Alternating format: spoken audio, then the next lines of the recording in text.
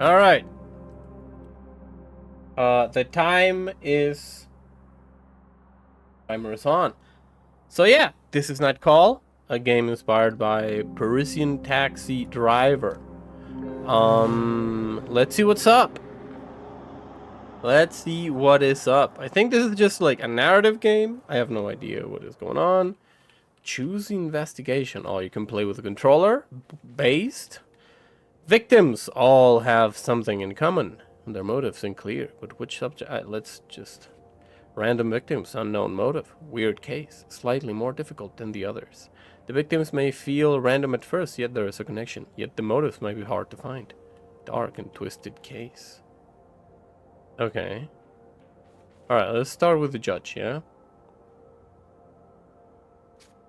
Perfect for a first run. The way Night Call was assigned. There I go. So this is a mystery game. I'm a detective? I'm bad at detecting. I am bad at detecting, chat. Shh! Cutscene.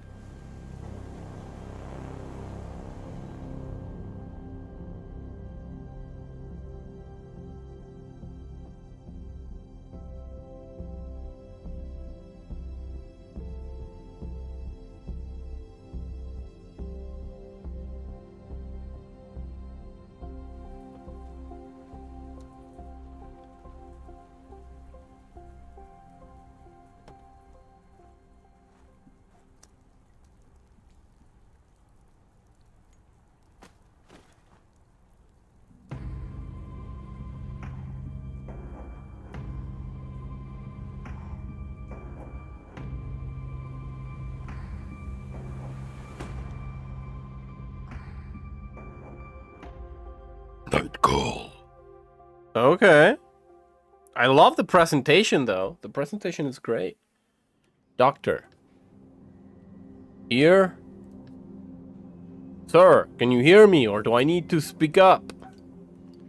I'm not sure I understand. Night Trap looking logo. Just want you to be comfortable. You can always change your mind. The voice is female, husky and warm. You find it deeply worn. You find it deeply comforting. Do you want me to speak in a normal, medium, or a loud voice? That's fine like that. She takes a deep breath. Sir, you just spent 2 weeks in a coma. The word bounces around your head. You need a moment to understand its meaning. A coma. The word scratches along your throat. A word. Yes. You were the victim of an assault. The word resonates in your head. Victim. You are aware a serial killer is on the loose in Paris. You feel the contents of your stomach crawling up your throat. The judge, as the police call the killer, assaulted you. The bullet touched your liver and in most circumstances it would have been fatal. We chose to put you in an induced... Her voice becomes distant. Fades. You taste the bile at the back of your mouth. Your head is burning. You hear a whistle in one ear. Your fingers move to your wound. Underneath the bandages, you can feel hard skin. It's incredibly painful. Did they... I'm sorry? Did they catch the judge? No. Okay. Oh, my passenger. He was dead before you even got out of your cab. The doctor is silent for a second. A very awkward second. She hesitates. The police would like to see you as soon as possible to ask you some questions. After all, you're the only one who survived, the judge. Noise in the hallway attracts your attention. You try to turn your head, to no avail. You need to rest. She leaves the room. Her voice resonates in the hallway. I don't care he's the only witness. Another female voice joins in, a strong, authoritarian one. You can't clearly make up what she's saying. A strange feeling washes over you. It's not pain, not fatigue, but some odd combination of the two. Before being in this hospital room, you'd never realize that anger was made up of a combination of pain and exhaustion. Anger. Feeling you know all too well.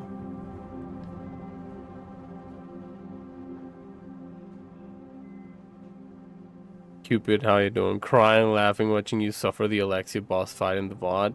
Dude, I am glad that fucking game is over. It just makes me mad. Days go by, and a month later, night 1. Oh. Okay. Well, look, I've got a bit of a problem. A real problem, that is. You have a pounding headache. It's your first night behind the wheel since the attack. Are you listening to me? You catch your boss's eye in the rearview mirror. Sorry. I just want things to get back to normal. Clear my head. Stop thinking about it all. He's watching you closely, trying to make out what's going on in your head. You know I'm worried about you, don't you? No, I know. You're like a son to me, you know. I know. And, you know, he's about to tell you the story of his taxi fleet again. When my father died and left me the store, I could have sold it. I could have retired, gone back to the old country. Let him go on. But I decided to start a cab fleet with the money he left me to hire the guys from the neighborhood. And that's why I got 45 guys like you working for me. His hands flutter in the air, though none of them are any match for you. He smiles, his voice suddenly taking on a serious note. Do you want me to go over everything again? He points the equipment on the dashboard, the meter, the GPS. You haven't been in a taxi for weeks. Maybe you do need a little refresher. Yeah, good idea. Right then, well, first, the map. You spot potential customers and try to guess where they be going, then you decide. When a customer orders a taxi, if there's no one else around you, you have to go pick them up. He shrugs. That's the way it goes. It's business. Crazy Taxi sequel. It's investigate. It's got like cases. So I thought it was just about being a taxi driver, but then I guess like you also want to catch a serial killer. Say nothing. The other affairs, you look at the map and decide whether or not you want to take them. And then you drive. He flashes a quick mechanical smile. You know it well when he talks about work. He talks about work, that's all. When your shift is over, we do the numbers and... His voice trails off as searching for the right words. And that's all. It's pretty simple. There's no reason why you can't do it. Alright, no overtime. We're in France here. There are rules, regulations. You might not see it that way, but no one likes having a driver who hasn't slept for 24 hours. He looks away. Something's been bothering him since he got into the cab. Anyhow, you know the ropes. You get it. I know you're gonna do a good job. What's the matter? Your boss keeps quiet for a while, as if he's hesitant to speak, and then... I don't think it's a good idea. I don't think you shouldn't be driving. The murderer's still out there, and we think he's going to come back for you. We? Your colleagues. I do, too. Anyway, I'll let you get back to work. Every minute spent in your taxi is a minute lost. He gives you a smile, half ironic, half serious. You can count on me. He scratches an invisible stain on the armrest. Yeah, I know. That's the problem. He smiles. Your boss opens the door and exits the cab. You watch him cross the street and enter the fleet garage. A couple of colleagues are milling about. Taxis are coming and going. They all ignore you, consciously or unconsciously. You're branded. You sit there a moment, then turn the key in the ignition. The hum of the engine sends a tingle down your spine. It's impossible to describe how you missed that feeling. It's back to the night shift, back to life. Despite the attack, despite it all. Alright. Okay. What is that? Let's go get the cat, yeah? A woman crossing the street notices you. Then, for no apparent reason, she changes her mind. Karaoke. Sure, let's take the cat. You pull up to the sidewalk and wait for your passenger. Since it looks like a no-show, you get out of the cab a minute or two to smoke a cigarette. There's not much going in this small town of the suburb. Why is the river piss yellow? 'Cause it's Paris. How you doing, Lemony? That's the piss people swam in when it was the Olympics. There are a few apartments that still have lights on. A sweet scent hangs in the air. Eventually, you stub out your cigarette and get back into the car. You jump, startled. A cat has managed to slip into the cab. It's sitting on the back seat, staring at you intently. You sit there for a moment, considering whether or not to shoo it away. But just as you're about to wave your hand, the cashier physician's a slip of paper falls from its collar. Pick up the paper. You pick up the piece of paper and unfold it. A fragment of a map of Paris, the Saint-Lazare train station. You turn your eyes slowly to the cat. He seems to be expecting an answer. Are you going somewhere? The cat tilts his head to the side, as if to say yes. You want to go to Saint-Lazare? That's cleaner than modern Paris. The cat tilts its head again. Are you a dog? The cat nods slowly. The cat slowly nods its head no. Your hands clutch the wheel tightly. What the hell is going on? You turn around to face the cat. Okay, fine. I'll take you. You let out a sigh. Okay, fine. You start talking to yourself in low tones, as if to balance the conversation. Normal. This is perfectly normal. Where the fuck are you gonna shoo a cat to in a moving car? That's fair. You start the cab, but cast a glance at the cat behind you.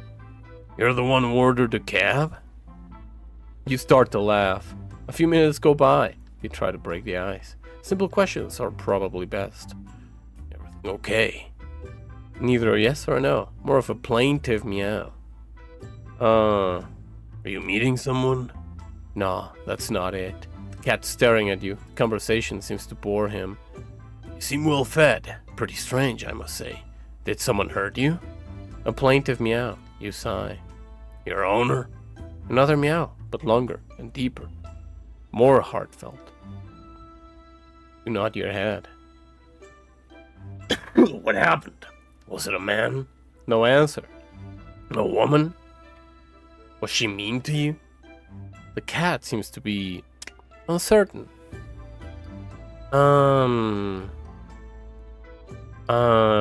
Was she not around for you? The cat doesn't seem to understand. For instance, your owner is never home. You're bored. You want to spend more time playing. Cats could roll their eyes. He would have. Does she have other cats? The cat gives you a look full of disbelief. That's not it, eh? You're an independent. You like to be alone, huh? The cat doesn't seem to feel like talking anymore. He turns his head away, looks at the street out the window. You're not far now, after the next light. You point to a light in the distance. That's Saint-Lazare. We'll be there soon. A few yards later, you stop at the drop-off area in front of the station. The first train doesn't leave for another hour. Where are you going? The cat stares at you without making a noise. Let me guess. Saint-Lazare. If you were going to the suburbs of Paris, you wouldn't have needed to come into town. So, somewhere in the northwest of France. Normandy? Somewhere by the sea, huh? The cat is looking at you and meows. A sharp sound, probably a yes. A very hungry yes. For the fish, I guess. You check the time on the dashboard. It's time to go, to get a real customer. You try not to think too much about the situation you're in, and you hope that no one sees you talking to a cat. Go on. I'll just start saying the names of the cities, and you meow when I hit the right one. You start to list cities in Normandy. The cat doesn't move a muscle. Cherbourg. The cat looks up. So it's Cherbourg. Getting close. Saint-Malo? Still nothing. I've got it. Deauville. Meow of delight. You're smiling too. All of a sudden, you're exhausted. Okay, come on. Time to say goodbye. You'll get out of the cab and open the back door. A bill has appeared on the seat next to the cat. It's enough for the fare and more. Well, you're full of surprises, aren't you? I won't ask you where it came from. You smile and lean over to pet the cat. It leaps out of the car and darts between your legs. You can just make out a shape dashing up to a flight of stairs and slipping between the bars of a gate. You get back in the car. You look at yourself in the rearview mirror. Your features are heavy with fatigue. Your right eyelid is twitching. As you start the car, you remember you're allergic to cats. You haven't sneezed once. You pull out of the station. Alright. 12 cents of an euro is terrible, right?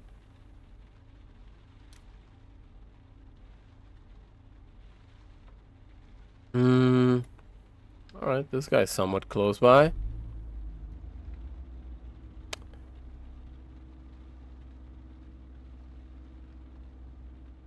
Kada Berawi. I missed the last train. I'm going to Central. Alright. Distance, fare. Okay. You pull up to the sidewalk to pick up a passenger who ordered a cab. You can just make him out, surrounded by 5 or 6 cops, an all too familiar scene. Every so often, the low, ominous tones of an officer's voice makes it to your ear. The circle of cops breaks up, and then you see your passenger. He heads over to the cab and gets in. He slams the door and lets it rip. Motherfucking cops! He gives you the address, and you start the car. The passenger stares out the window on the path of the road as if to calm himself. Take a quick look in the rearview mirror. What was that all about? Ah, nothing. Usual bullshit. He has a youthful sounding voice, a little immature. He's barely 20, maybe younger. What the fucking pain in the ass! Can't go out without getting screwed by each and every one of those son of a bitches. If you're not wearing a goddamn beret, you happen to be wearing sweatpants, then yeah, right, you're a fucking hood. He smirks wryly, then raises his voice an octave. Your papers, please! He sighs, his voice back to normal. Yeah, sure. Shove your aunt's cock up your friggin' ass, buddy. Jesus Christ. Always the same old thing, innit? The passenger looks at you and lets out a bitter laugh. You can say that again! Even the Arabs treat us like shit when they're wearing a uniform. Buddy, you cannot say that! A slow smile spreads over his face. Yo, Distracted is back. How you doing? Sorry. How you doing? Welcome. Hope that you're having a lovely day. Or that you had a lovely day. You know what's worse?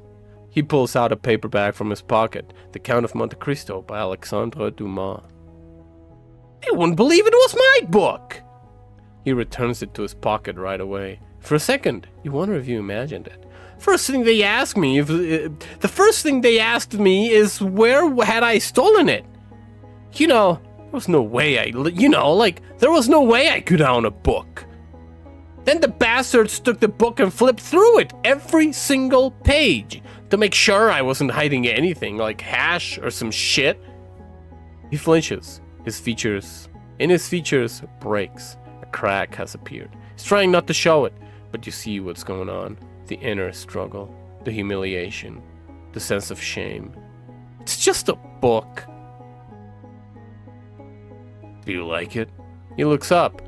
Yeah, it's kind of like a revenge story, like all the Hollywood movies we download so we don't have to pay for a ticket.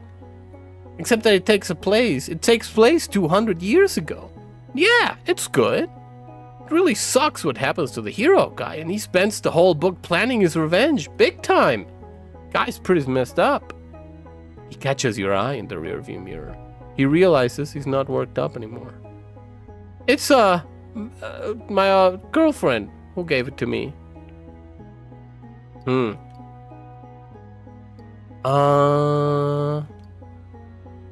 Smile. Well, believe me, man, it was pretty rough at first. She got me to read this book, Pride and something or other. Some English book. Pride and Prejudice? Yeah, that's it. You read it too? Saw the movie, long time ago. Pause. They made a movie? Shit, I should have watched that.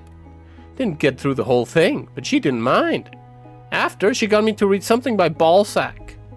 And after The Count of Monte Cristo, she really wants me to read this book. He rolls his eye. Some Belgian woman, I think. You shrug. Well, my girlfriend says wrote a book about this Roman emperor and his boyfriend, and that it's really amazing. He laughs to himself. I better not get caught by the cops with that one in my pocket. Or my friends, for that matter. He looks up, his eyes shining.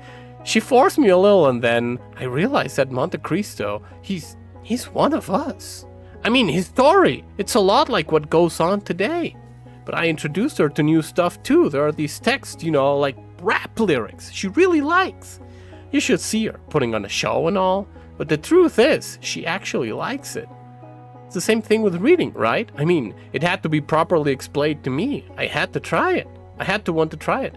And that was it, man. I was on my way. He looks down. But it's pretty crazy even so. I'm actually reading a book. I still can't believe it. The book and my girlfriend? His eyes sparkle. Some chicks really change your life, don't they? You nod your head slowly. You pull up at the address given by your fare. He lets out a sigh. Man, I don't know why the hell I told you all that. No worries. It must be a real bummer. All these guys telling you their life stories?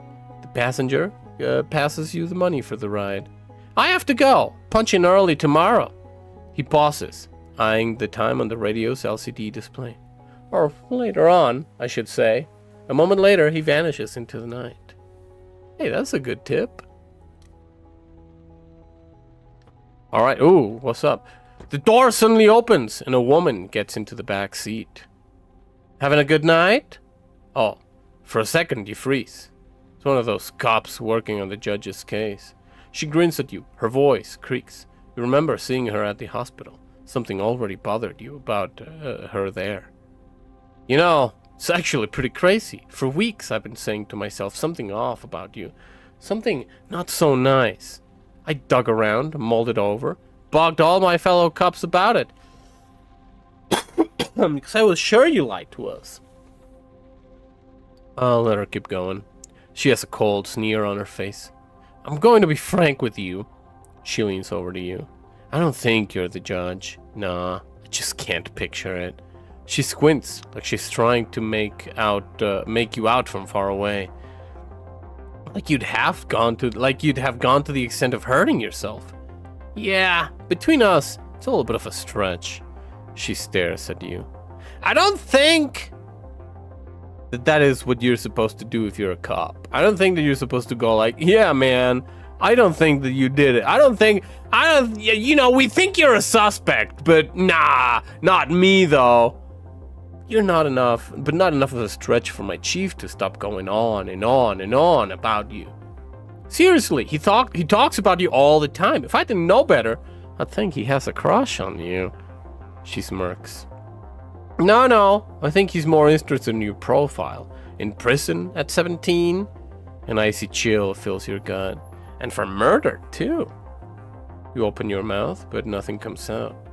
Since you got out, you've kept a low profile, but you're lying about your name and your address. I checked. It's normal, you'd say.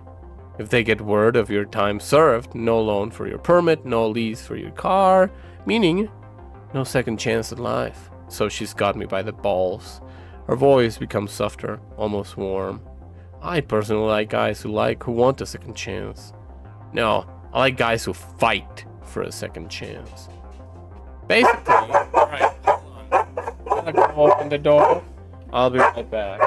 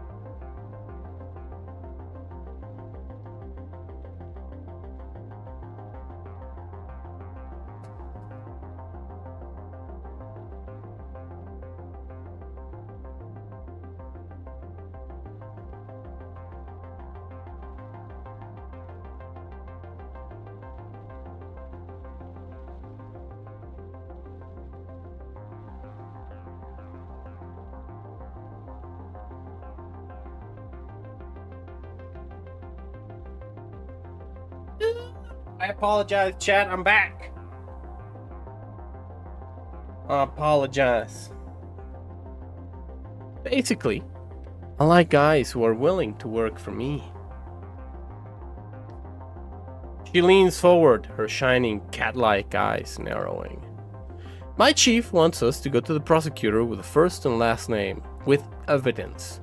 Actually, knowing him, he's not so hot on evidence. So I'll give you info, victims, suspects, medical reports, some photos that are a bit... She makes a gagging noise. You have to be discreet. Keep it between you and me. Interrogate, ask questions, dig around. Not a cop. She shrugs. Don't worry, you're already keener than half the squad. And don't forget, I'm not asking you to make an arrest and deliver the killer wrapped with a bow in front of the station, okay? You're no Batman. You're just here to get me more information. She rummages around in her pockets for what seems like forever. Here, take my card. I'll call you in 3-4 days just to check in. We'll chat. I'll let you in and when we know any new info. She takes on a didactic, paternalistic tone, like she was giving you a list of recommendations for the 100th time. Don't get caught, don't get arrested. Also, I wouldn't recommend you trying to leave Paris. I know what you look like and who your friends are. You can either be the solution or the problem, my friend. She takes a minute to scan your face, your emotions. If I have to, I'll check on you-know-who. Her smile is biting. That reminds me. She know you've done some time? You shake your head. She snickers. Oh, my little dirtbag, you covered your tracks well. I did what I could. Yeah, if you say so. She sighs in a tired, exaggerated way. Don't try to mess with me, man. If things don't go well, I'll turn you in. I'll send your picture to all my friends in the media and every asshole in Paris. Your picture with your name on it, your real name. Anyone close to you will have their places searched. They'll be put under house arrest, spend nights in jail. You have any idea how tense things are with that fucker's trial underway? You sigh. You know just what she's trying to get at. Come to think of it, your last names are almost the same. You could be brothers, actually. Nothing like that son of a bitch. She smiles. Let me tell you, that face of yours and your handle, they'll come to you with open arms. She takes on a serious tone, businesslike. I want to catch this killer personally. I want to drag him to court, ruin his fucking life with a bang. I can't botch this case. You got me, and neither can you, right? Nope. Well, great then. We see eye to eye. So you can just confirm you're my informant, my CI. He ripped open your gut, saw your own insides. You were in a coma. Yeah, you have plenty of reasons to want to get back at him. She furrows her brow. Yeah, I think you're actually going to do what I tell you to do. You investigate, ask questions, listen to all the rumors, and come up with a list of suspects. She lays her hand on the door handle and freezes. Oh, right, and don't get fired. Without this cap, you're nothing to me. You glare at her. Say nothing. She puts her hand up and the words behind it. This conversation never happened. Make sure you get more intel tomorrow. I'll find a way. Until then, not a word to anyone, obviously. Not a word. The door opens, squeaks, and slams shut. Fucking bitch! He sat alone for a while, teeth clenched, dry-eyed, ears buzzing. Shit.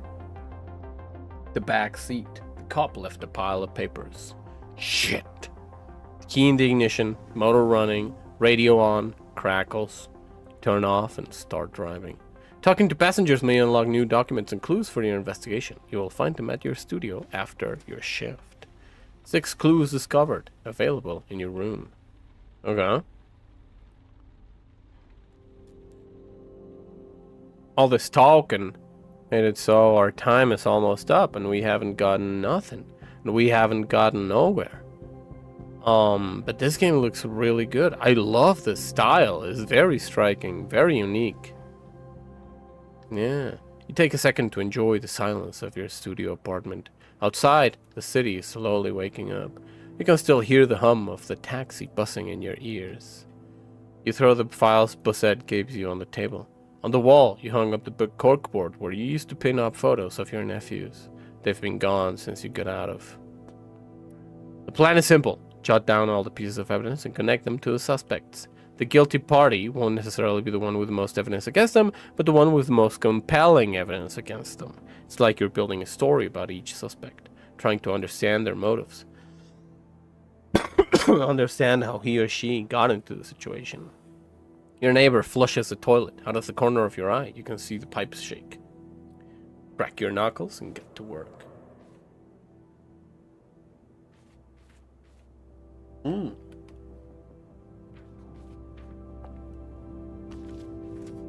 Hold to investigate. Okay. Autopsy report victim.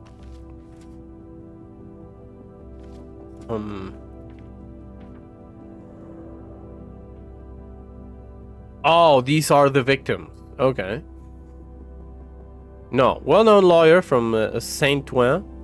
Defender on the Dubois case. Defender of several molested kids in poor neighborhoods. Alright, that's the time.